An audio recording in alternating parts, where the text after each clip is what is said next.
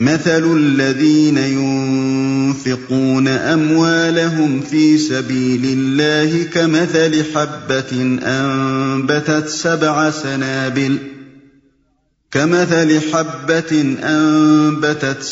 سنابل في كل سنبلة 100 حبة والله يضاعف لمن يشاء واللہ واسع علیم۔ جو لوگ اپنے مال اللہ کی راہ میں صرف کرتے ہیں ان کے خرچ کی مثال ایسی ہے جیسے ایک دانہ بویا جائے اور اس میں سے 7 بالیں نکلیں اور ہر بال میں 100 دانے ہوں۔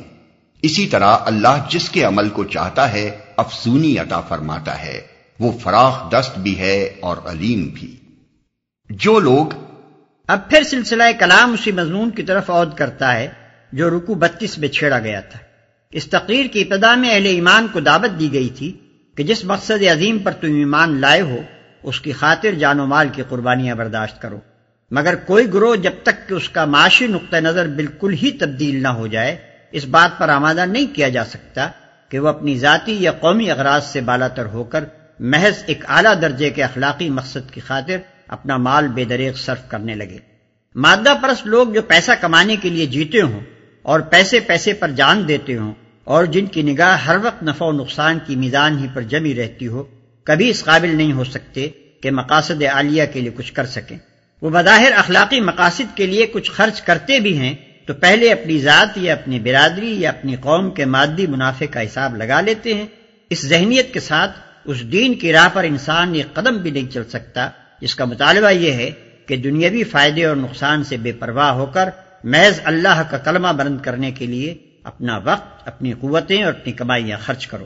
ایسے مسلک کی پیروی کے لیے تو دوسری ہی قسم کے اخلاقیات درکار ہیں۔ اس کے لیے نظر کی وسعت، حوصلے کی فراخی، دل کی کشادگی اور سب سے بڑھ کر خالص خدا طلبی کی ضرورت ہے، اور اجتماعی زندگی کے نظام میں ایسی تبدیلی کی ضرورت ہے کہ افراد کے اندر مادہ پرستانہ اخلاقیات کے بجائے یہ اخلاقی اوصاف نشو و نما پائیں۔ چنانچہ یہاں سے مسلسل 3 رکوعوں تک اسی ذہنیت کی تخلیق کے لیے ہدایات دی گئی ہیں۔ اپنے مال اللہ کی راہ میں صرف کرتے ہیں۔ مال کا خرچ خواہ اپنی ضروریات کی تکمیل میں ہو یا اپنے بال بچوں کا پیٹ پالنے میں یا اپنے اعزاء و اقربا کی خبرگیری میں یا محتاجوں کی اعانت میں یا رفاع عام کے کاموں میں یا اشاعت دین اور جہاد کے مقاصد میں، بہرحال اگر وہ قانون الہی کے مطابق ہو اور خالص خدا کی رضا کے لیے ہو تو اس کا شمار اللہ ہی کی راہ میں ہوگا۔ وہ فراخ دست بھی ہے اور علیم بھی، یعنی جس قدر خلوص اور جتنے گہرے جذبے کے ساتھ انسان اللہ کی راہ میں مال خرچ کرے گا اتنا ہی اللہ کی طرف سے اس کا اجر زیادہ ہوگا۔ جو خدا ایک دانے میں اتنی برکت دیتا ہے کہ اس سے 700 دانے اگ سکتے ہیں، اس کے لیے کچھ مشکل نہیں کہ تمہاری خیرات کو بھی اسی طرح نشو و نما بخشے اور 1 روپے کے خرچ کو اتنی ترقی دے کہ اس کا اجر 700 گنا ہو کر تمہاری طرف پلٹے۔ اس حقیقت کو بیان کرنے کے بعد اللہ کی 2 صفات ارشاد فرمائی گئی ہیں۔ ایک یہ کہ وہ فراخ دست ہے، اس کا ہاتھ تنگ نہیں ہے کہ تمہارا عمل فی الواقع جتنی ترقی اور جتنے اجر کا مستحق ہو وہ نہ دے سکے۔ دوسرے یہ کہ وہ علیم ہے، بے خبر نہیں ہے کہ جو کچھ تم خرچ کرتے ہو اور جس جذبے سے کرتے ہو اس سے وہ ناواقف رہ جائے اور تمہارا اجر مارا جائے۔ الذين ينفقون أموالهم في سبيل الله ثم لا يتبعون ما أنفقوا منا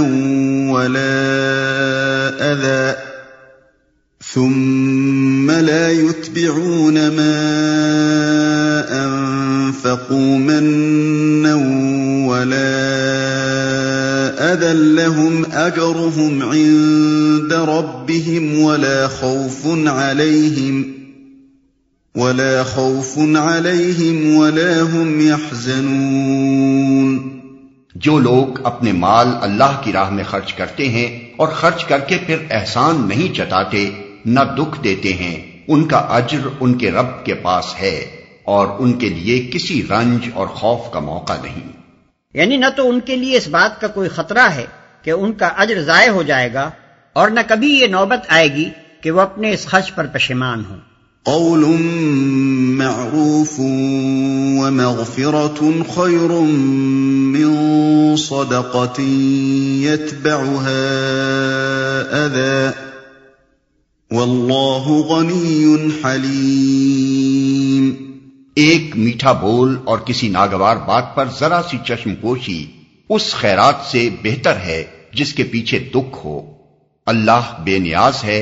اور بردباری اس کی صفت ہے۔ اس ایک فقرے میں دو باتیں ارشاد ہوئی ہیں، ایک یہ کہ اللہ تمہاری خیرات کا حاجت مند نہیں ہے، دوسرے یہ کہ اللہ تعالیٰ چونکہ خود بردبار ہے اس لیے اسے پسند بھی وہی لوگ ہیں جو چھچھورے اور کم ظرف نہ ہوں بلکہ فراخ حوصلہ اور بردبار ہوں۔ جو خدا تم پر زندگی کے اسباب و وسائل کا بے حساب فیضان کر رہا ہے اور تمہارے قصوروں کے باوجود تمہیں بار بار بخشتا ہے، وہ ایسے لوگوں کو کیوں کر پسند کر سکتا ہے جو کسی غریب کو ایک روٹی کھلا دیں تو احسان جتا جتا کر اس کی عزت نفس کو خاک میں ملا دیں۔ اسی بنا پر حدیث میں آتا ہے کہ اللہ تعالیٰ اس شخص کو قیامت کے روز شرف ہم کلامی اور نظر عنایت سے محروم رکھے گا جو اپنے عطیے پر احسان جتاتا ہو۔ يا أيها الذين آمنوا لا تبطلوا صدقاتكم بالمن والأذى كالذي ينفق ماله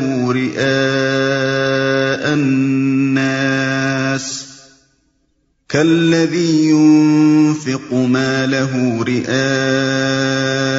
الناس ولا يؤمن بالله واليوم الآخر فمثله كمثل صفوان عليه تراب فأصابه وابل فتركه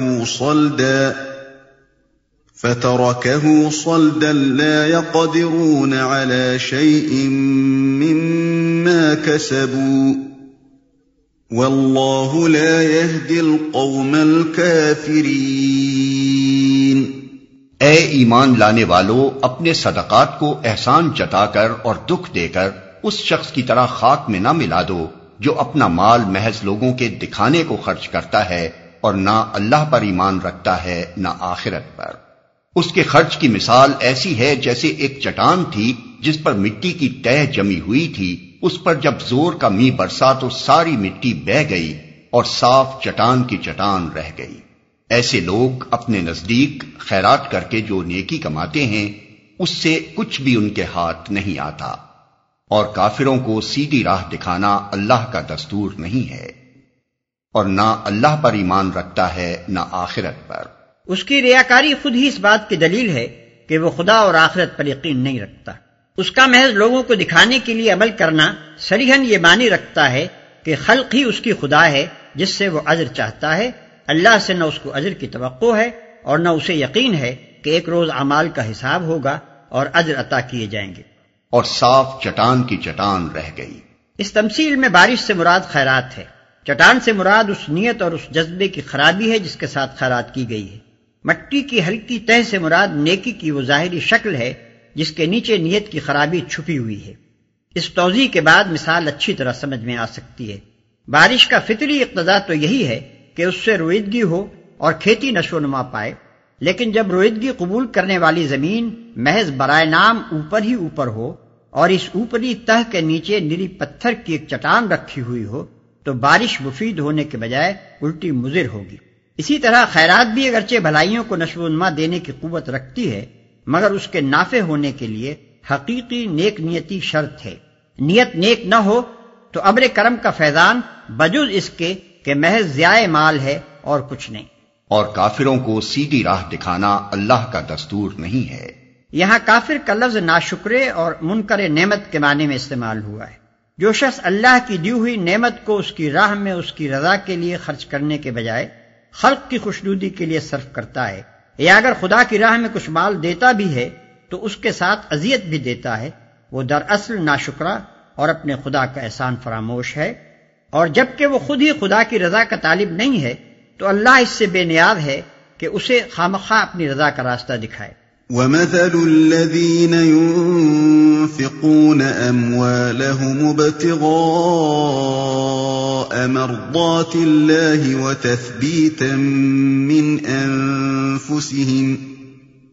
وتثبيتا من أنفسهم كمثل جنة بربوة أصابها وابل فآتت أكلها ضعفين فإن لم يصبها وابل فطل والله بما تعملون بصير۔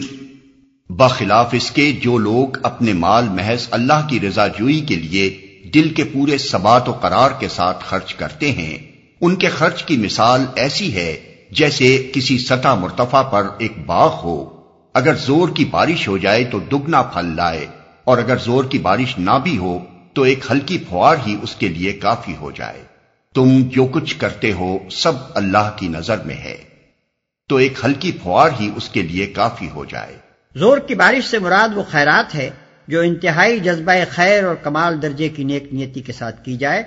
اور ہلکی پھوار سے مراد ایسی خیرات ہے جس کے اندر جذبہ خیر کی شدت نہ ہو۔ أَيَوَدُّ أَحَدُكُمْ أَن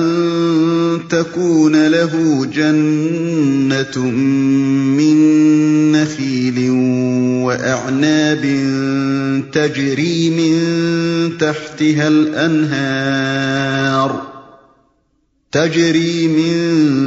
تحتها الأنهار له فيها من كل الثمرات